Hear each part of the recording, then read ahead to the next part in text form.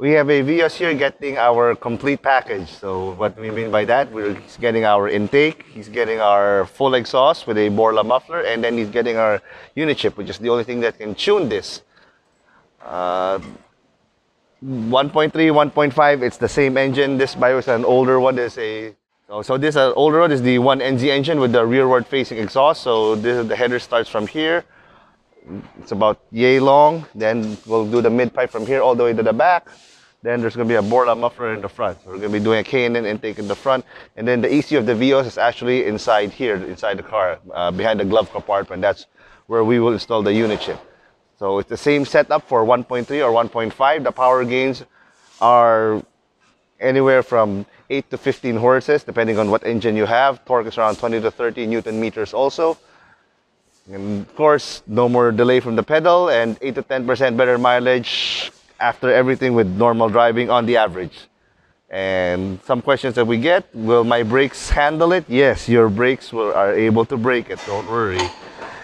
Even with a 20 horsepower increase, in case you get it, your brakes are still more than capable of braking the car. Do you need to upgrade tires? No, you don't. Do you need to upgrade suspension? Oh, no, you also don't.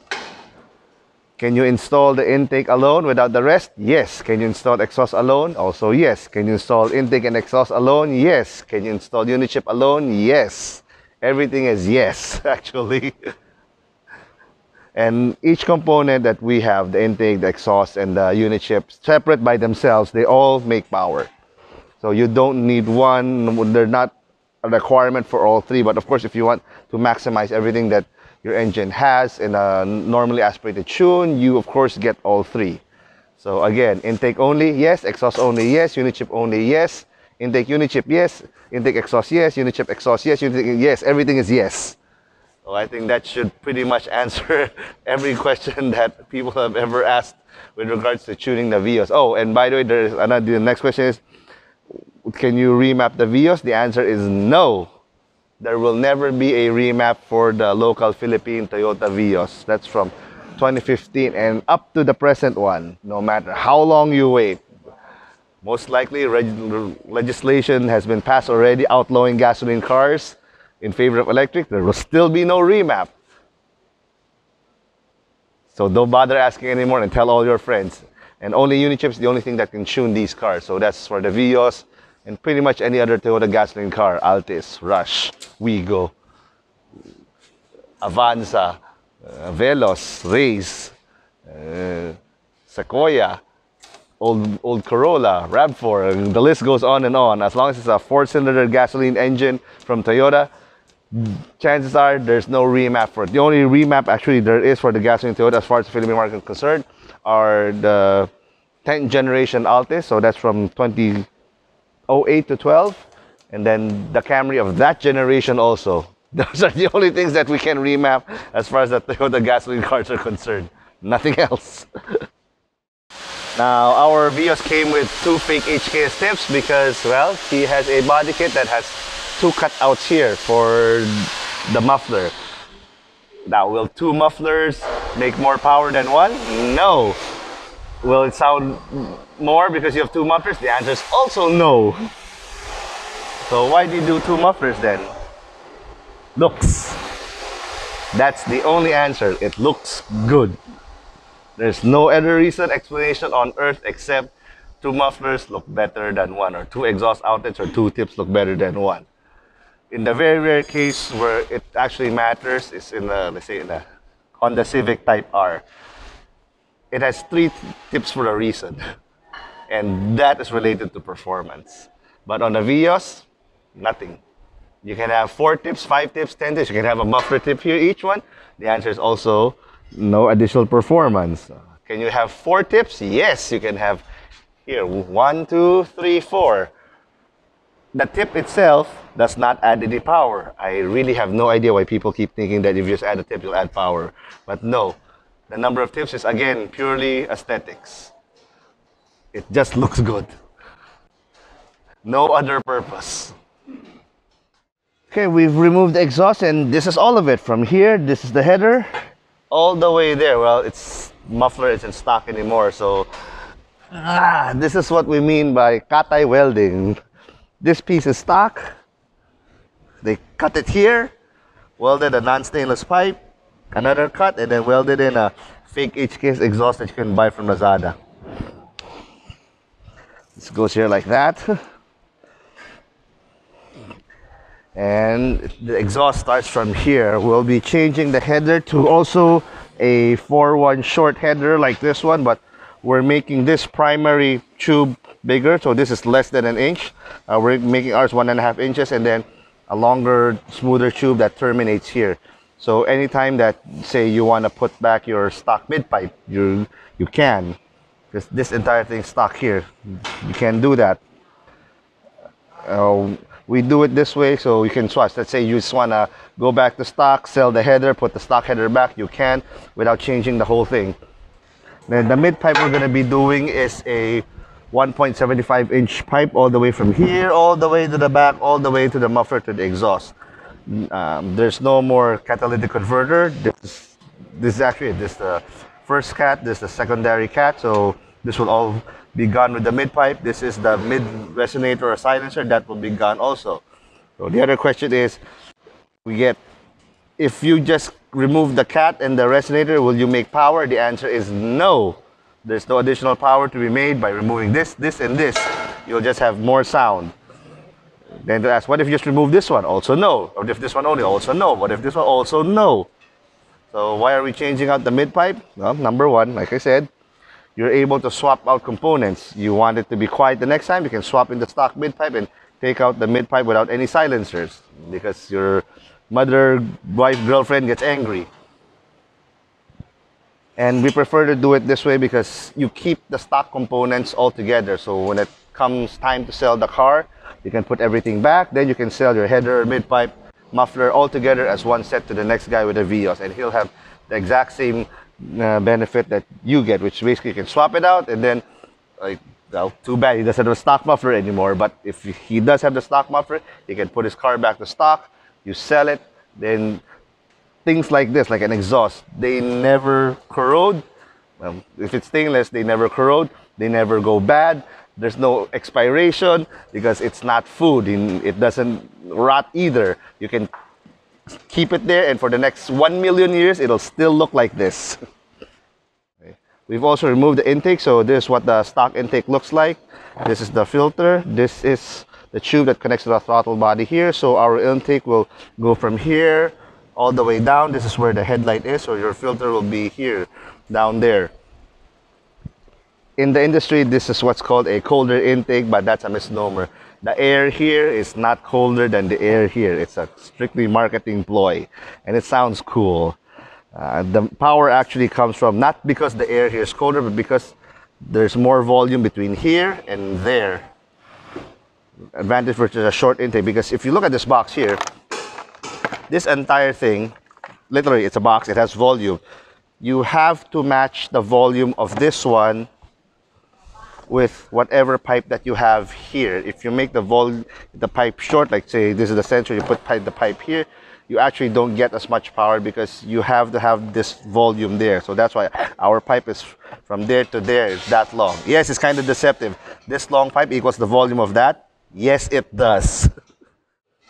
And it's important that we keep the size of where the sensor sits. This should be the same. There are people who have experienced problems where they change the intake, car doesn't rev, car stumbles because the size where the sensor plugs in is wrong.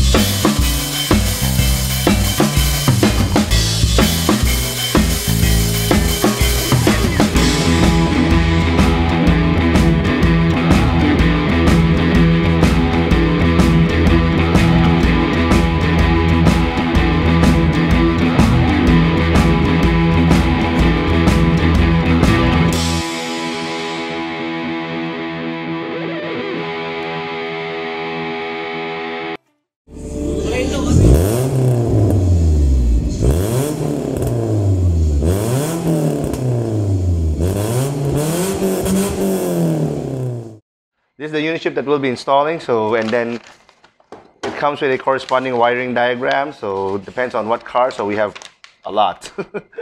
And only we have access to the entire database of how to wire the Unichip into the car. So basically, here's our cheat code. Okay, it looks a bit daunting, but I'll try to explain as easy as possible. So the plugs of the Unichip, which is this one here, right? Wait, let's remove this sucker here. Most people have terms for something like this. It's called most commonly it's called a piggyback ECU. What I like to call it, a more accurate term, is a signal interceptor and modifier, because everything in an EFI car works on signals, meaning electricity, voltage. So this one here corresponds to that. So this is on the version X Plus, which has an extra set of ports. So what it simply means is this is wires going in and wires going out. So here we have earth and we have 12 volts. So earth is ground, so that's positive. So because the thing needs power to work. This is TPS in, TPS out. So this is connected to your throttle body. This is what determines how much pedal you step on it, and because it determines the throttle valve angle.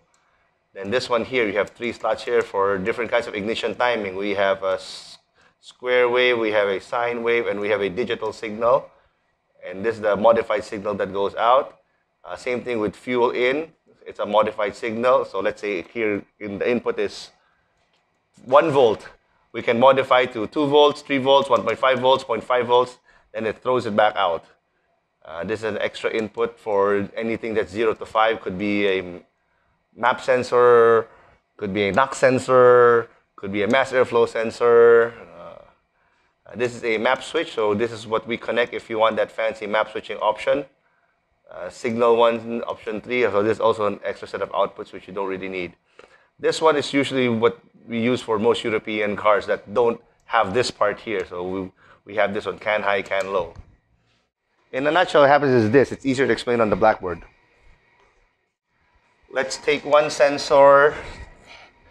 So okay, let's take a mass airflow sensor. Because that's the easiest one for most people to understand. So that's your typical mass airflow sensor. You usually have 5 wires here. One of them is definitely power, one of them is definitely ground, one is signal, and the other one is temp. Usually it's a temp sensor. Then this other one can be another ground. What we're interested in is this one, signal. So this wire, this mass airflow sensor wire signal, now, before it goes into the ECU like that. So ECU, mass airflow. Then the output is actually to the injector itself. So this is the thing that squirts out the fuel like that. It's a very, very simplified one, but basically that's what it is. What happens is, for every, there's an Excel file in here that corresponds, say,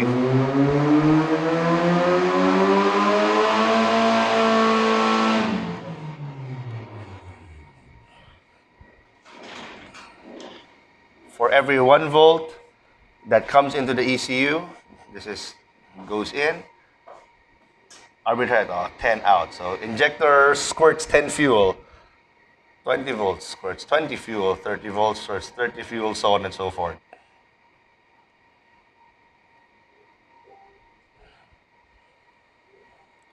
So what Unichip does is, it's a signal modifier.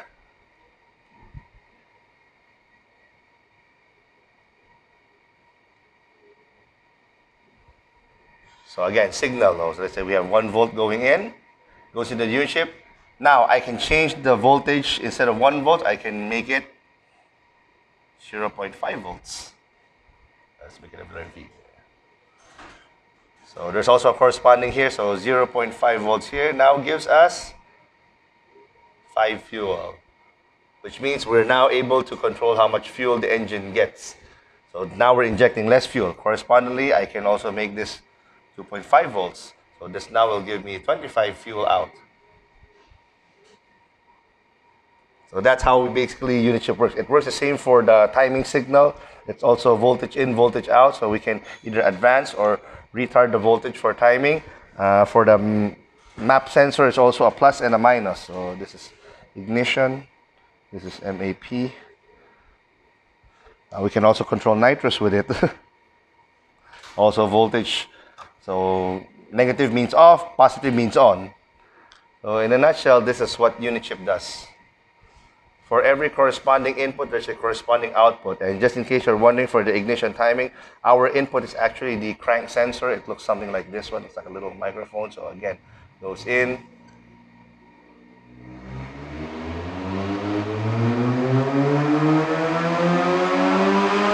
And this actually goes to the spark plug itself. So same thing, I can advance, I can retard when the spark plug fires. So this Unichip basically works for anything 1992 pretty much to around 2005. Unichip's product pretty much the only thing that works. So that includes Corolla, Lancer, Miata, Civic VTI, Suzuki Swift, Mazda 323, Mazda Familia, all the classic 90s cars that you grew up with. And for Toyotas, for to pretty much 2024 Vios.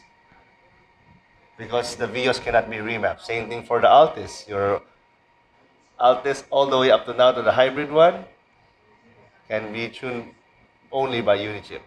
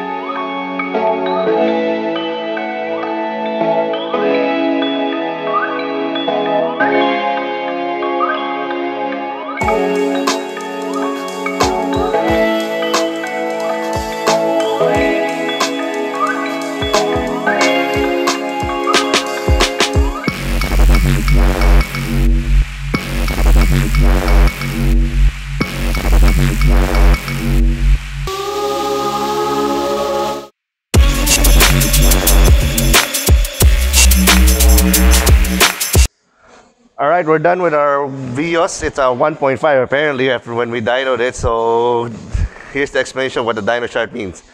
Green line here, this is our baseline. This is around 85 horse, which is Just right. That's the correct baseline number for a 1.5 Vios. Then this red line here is after intake and exhaust. So you have about 10 here, 10, almost 15. Oh, this part's pretty big because we got rid of the dip here.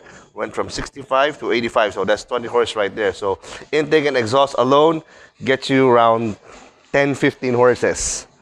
Then this blue line here is after tuning with the Unichip. So we went from here, the biggest gain, of course, is at peak. It went from 85, it's about 88 to 105. So that's another 10, yeah, that's almost 20 horses right there. So in total, with our intake, exhaust, and Unichip tuning, you get around 20 to 25 horses more on top of whatever the stock is. Just for comparison, if the numbers don't really mean much. So what does 105 horsepower mean? So it means that you're simply more powerful than a 1.8 liter Civic. You're more powerful than a 2 liter Lancer. You're more powerful than a 1.4 Accent, definitely. You're more powerful than a 1.5 Mazda Sky Active. So that's what it simply means. Torque is the same story. So we went from 80 to 103 foot-pounds. So that's almost 30 foot-pounds. Yeah, that's almost 30 foot-pounds there. And it's at 4,000, peak torque is at 4,000 RPM.